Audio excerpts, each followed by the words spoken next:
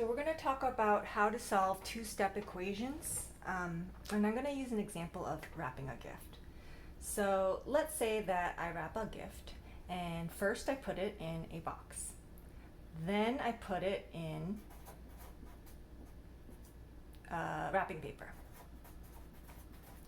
And then, last but not least, I put a nice bow on top. That's me wrapping the gift.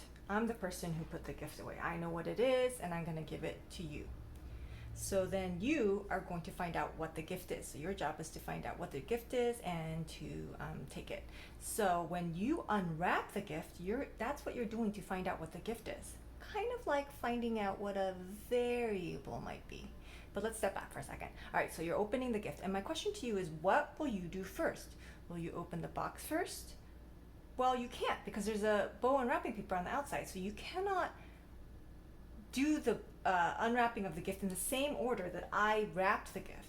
So for you, your order is going to be backwards. You're going to take the bow off first, then you're going to take the wrapping paper off, then you're going to open the box. So when you unwrap a gift, it's in the opposite order of how I wrapped the gift. And that analogy works for when you're solving an equation. When you're simplifying an equation, or when I'm wrapping a gift of the variable that I know what the value is, I'm going to use the order of PEMDAS, because that's how you simplify. So to simplify an equation or an expression, the order of operations was PEMDAS. So parentheses first, then exponents, then multiplication and division, then addition and subtraction. When you're solving, it needs to be backwards. So it's going to be spelled SAD-MEP.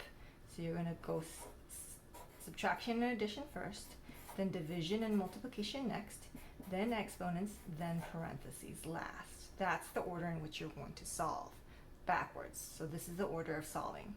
So if I make up a variable, so I know what the variable A stands for, but you don't. I know what it is. So the first thing I do is I multiply it by 3, and I subtract 1 from it. Now I know what that answer is because I know what A is, so I multiplied that number that it is times 3, subtracted 1, and I got the answer of 92. You, however, have to go backwards and unwrap what A is. So I'm going to write my equation walls here, and you need to go backwards. So the order you're going to do is, the first thing you're going to look for is subtraction and addition. And you need to look at which side has the variable. It's this one, because A is the variable. And you have to look at, is there anything being subtracted or added to A? Is anything being subtracted or added to A? Everything's in relation to the variable. Yes, the -1 is being subtracted, so it's a -1 here. So that's the first thing you need to do. You're going to get rid of the -1 first. Okay?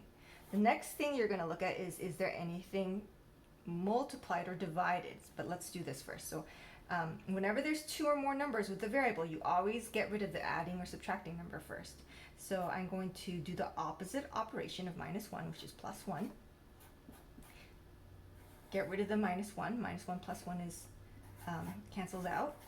So then that's 3a. 92 plus 1 is 93. Okay. Then the next thing I'm going to do is I'm going to look at, is there any multiplication or division? Well, yes, because there's a 3 in front of the A, so there's an invisible multiplication sign there. So there was a multiplication or division, so I have to get rid of times 3, and I'm going to do that by doing the opposite of timesing, which is what? If you said dividing, good job. So you're going to divide by 3 on that side, which means you have to divide by 3 on that side as well. So we checked for that. That's going to cancel out, and the answer is going to be A equals 93 divided by 3. If you do that, you should get 31 as your answer.